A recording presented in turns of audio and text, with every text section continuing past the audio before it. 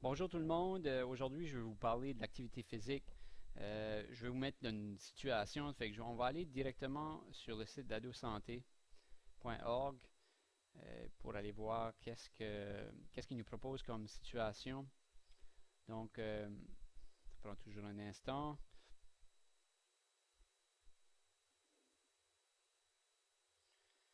Donc,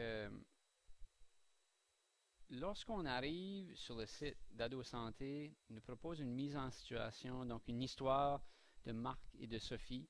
Donc, deux points de vue par rapport à l'activité physique. Qu'allons voir ce que ça mentionne. Donc, Marc et Sophie sont de très bons amis. Toute leur vie, ils ont grandi ensemble. Ils sont maintenant rendus en 10e année. Ils ont presque tous les mêmes cours. Jusqu'à tout récemment, Marc et Sophie marchent ensemble, se rendent à l'école tous les matins. Dernièrement, Sophie marche seule puisque le frère de Marc vient d'obtenir son permis de conduire et conduit la voiture pour se rendre à l'école. Marc propose souvent à Sophie de la conduire, mais elle refuse toujours, à moins qu'elle soit vraiment tard. Puis là, la question est posée, pourquoi n'embarques-tu pas avec moi pour aller à l'école? On pourrait écouter de la musique avant de commencer la journée. Mais Sophie refuse toujours parce qu'elle aime bien marcher le matin. Ça lui donne de l'énergie pour la journée. Mais Sophie, tu sauverais de l'argent en montant en voiture avec moi parce que tu n'utiliserais pas tes souliers, lui dit-il sur un ton un peu moqueur. Dans le fond, Marc sait que ce serait mieux pour lui de marcher à l'école, c'est mieux pour ta santé et même pour l'environnement, mais c'est tellement plus facile de se rendre en auto. C'est moins d'efforts et en plus, il peut se lever un peu plus tard. Sophie, au contraire, même si elle a parfois envie de dormir un peu plus tard, a décidé qu'elle marcherait, même si elle est toute seule et à chaque matin, elle est heureuse de sa décision. Elle a remarqué que les rares fois qu'elle prend un lift avec Marc, elle se sent plus fatiguée à l'école, moins intéressée et moins capable de se concentrer. Comme ça, la journée passe 2 fois plus lentement. Fait euh, lorsque vous regardez à ça, euh, puis tu sais, là on pourrait continuer à faire la lecture euh, par rapport à leurs habitudes de vie. Fait que vous autres, d'après vous, est-ce que vous ressemblez plus à Marc ou plus à Sophie? Puis on va juste aller voir chacun. Fait que lorsqu'on regarde Marc, donc lui, dans son cas, un style de vie qu'on pourrait décrire comme étant sédentaire. Il participe à très peu d'activités physiques. Il ne réalise pas nécessairement les effets négatifs de ce style-là. Euh, et puis, il a oublié, dans le fond, que l'activité physique peut être intéressante, peut être le fun. Puis là, plus de temps qu'il est inactif, ben, ça va lui donner un peu plus de difficulté à enlever ces mauvaises habitudes-là plus tard. Fait que je vais juste reculer. On va aller voir la même chose pour Sophie.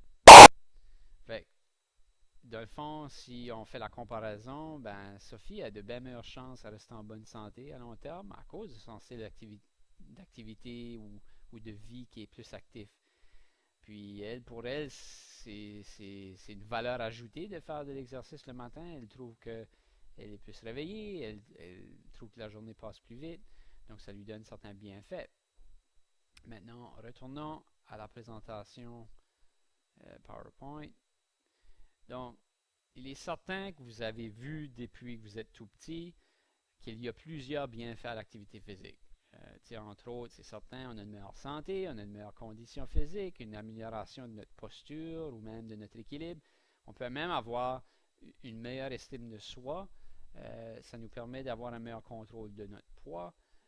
On peut renforcer nos os, nos muscles. On a plus d'énergie. On a une meilleure détente, plus relax. Ça nous permet de mieux gérer notre stress. Plus grande autonomie au troisième âge. Dans le fond, lorsque vous serez une personne âgée, vous aurez une plus grande autonomie si vous avez fait de l'exercice de façon régulière pendant votre vie, parce que vos muscles seront plus endurants, vous aurez un meilleur équilibre, qui fait en sorte que vous risquez moins d'avoir des blessures à cause de chutes, par exemple, lorsque vous êtes plus âgé. En plus, on a une plus grande souplesse, donc plus flexible, une meilleure santé psychologique. Et puis, on peut même développer de nouvelles amitiés au niveau du social qu'on peut avoir avec l'activité physique. Et avec ces bienfaits, on peut toujours voir des risques, par exemple, si on n'en fait pas assez d'inactivité physique. Donc, comme des maladies de cœur, l'obésité, surtout type 2, de l'hypertension artérielle. Donc ça, c'est la haute pression qu'on appelle souvent dans notre région. Et puis ensuite, l'ostéoporose. On peut avoir des accidents vasculaires cérébraux, des AVC en français. En anglais, souvent, on décrit ça comme avoir un stroke, donc un accident vasculaire cérébral. On peut même développer des dépressions, un cancer du côlon, mais même de d'autres. On peut même avoir un décès prématuré, donc des gens qui sont actifs vivent en moyenne de 2 à 6 années de plus que les gens non actifs. Mais en plus, c'est que la qualité de vie va être vraiment plus élevée chez quelqu'un d'actif. Souvent, on dit qu'une personne qui n'a pas eu des bonnes habitudes de vie tout au long de sa vie, souvent, ils disent que les dernières années de leur vie, ils n'ont pas une bonne qualité de vie. Ils sont soit pris, ils ne peuvent pas marcher, ils sont pris à un lit, ils ne peuvent pas vivre leur vie. Tandis que quelqu'un qui a développé des bonnes habitudes de vie au niveau de l'activité physique peut avoir une bien meilleure qualité de vie jusqu'à la fin de sa vie, dans le fond. Fait que, allons voir les 4 étapes à franchir pour adopter vraiment une vie active. Fait qu'il y a comme 4 étapes qu'une personne va passer à travers pour être capable de développer cette qualité-là. Fait que, lorsqu'on regarde quelqu'un qui débute, donc on appelle cette première phase-là au niveau de la prise de décision. Fait qu'il y a plein de raisons pourquoi qu'une personne voudrait être active. Donc, que ce soit pour avoir plus d'énergie, être plus en santé, rencontrer de nouveaux amis ou tout simplement juste bouger pour le plaisir. À ce moment-là, c'est que des fois, on a des attentes qui ne sont pas réalistes. On veut perdre un tel nombre de poids. On veut, dans un certain temps.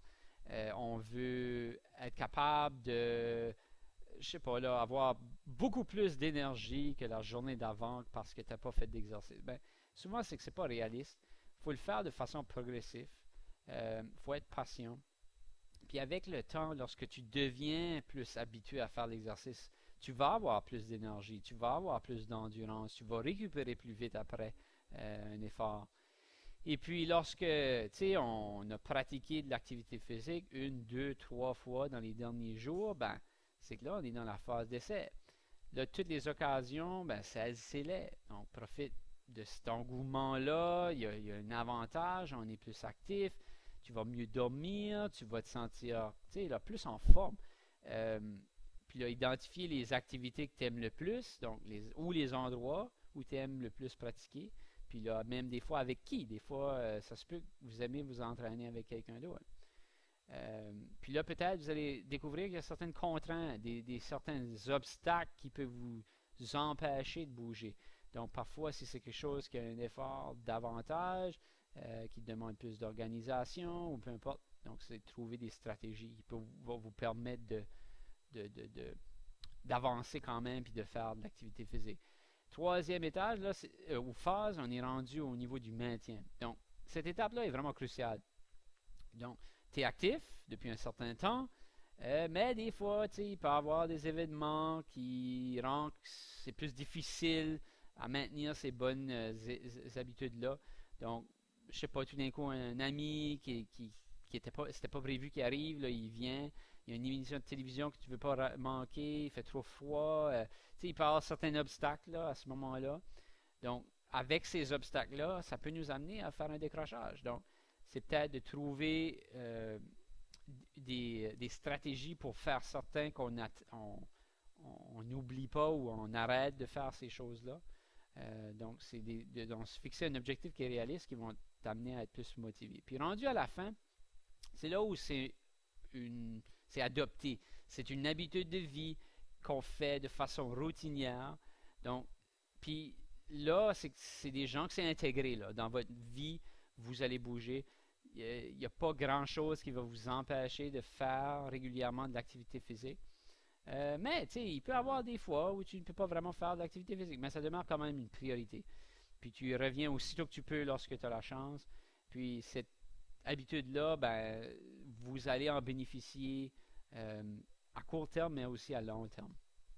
Donc, sur ce, ça vous donne un aperçu des bienfaits, des risques associés à l'activité physique. Donc, bonne continuité avec la question que vous devez répondre par rapport à l'activité physique.